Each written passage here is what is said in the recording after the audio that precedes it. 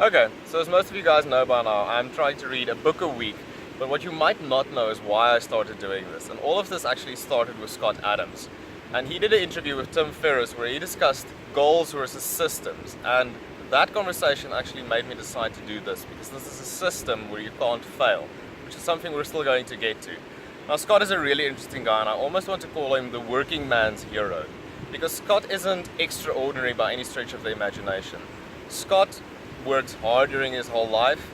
He worked at a telephone company, he worked at a bank, and he was in the corporate industry for 16 years before actually quitting. But what he did really, really well is he always worked on little side projects that were fun for himself, which is also something we're going to get to. What he would do is he would go to bed very early and then get up at 4 a.m. to work on these side projects. And something that he says, which I think is really true, is if you think extraordinary talent and maniacal pursuit of excellence are necessary for success, I say that's just one approach, and probably the hardest one as well. So what Scott did is he had all of these side projects until one actually took off, and that was Dilbert. And Dilbert these days is a famous cartoon. Everyone knows about Dilbert.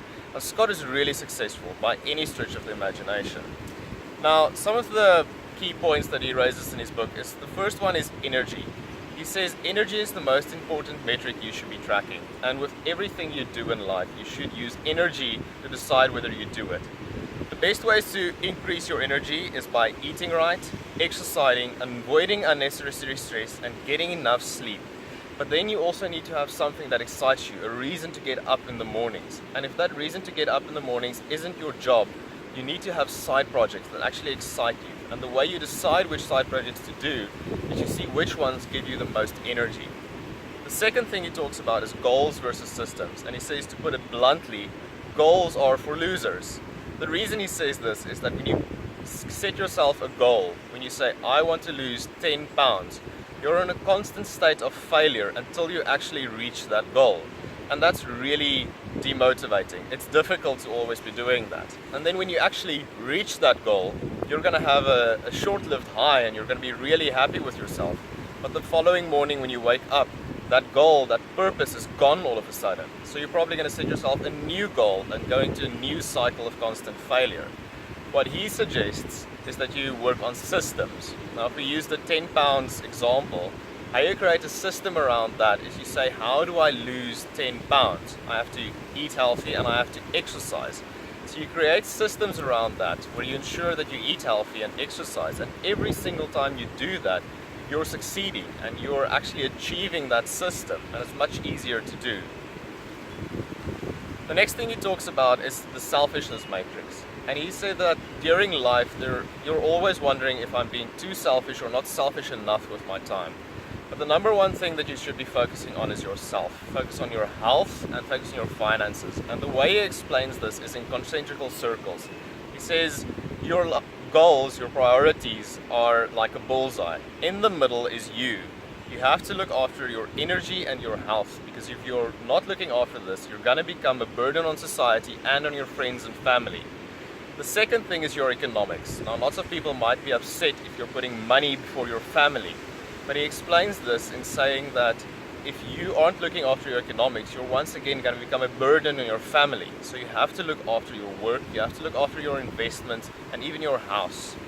Then comes the other circles. The other circles are family and friends, your community, your lovers, your country, and the world.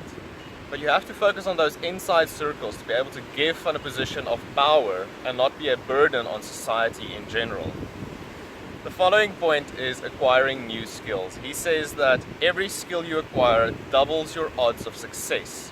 Now, the reason for this is that every single skill is transferable, or you can relate it to other areas of your life. And a perfect example for me that I've seen in my life is Brazilian Jiu-Jitsu. It's got nothing to do with my job, but in Brazilian Jiu-Jitsu, I get put in really uncomfortable and strange positions constantly.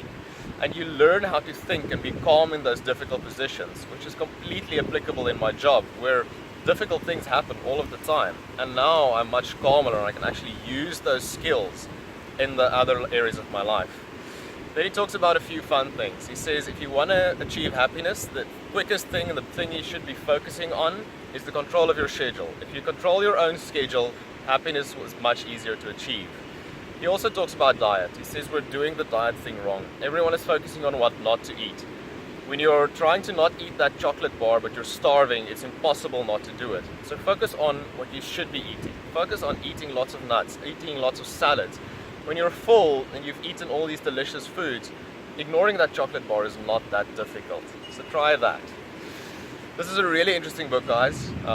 Scott talks about all the skills that you should be learning. He lists them all out. He gives you little summaries of how to tell good stories, how to use humor, and a bunch of other things. So I really recommend reading this book. It's a different way of thinking about becoming successful. Now, I hope you really enjoyed this video. If you did, please like it and share it so other people can see it. And I'll be back next week with my next summary.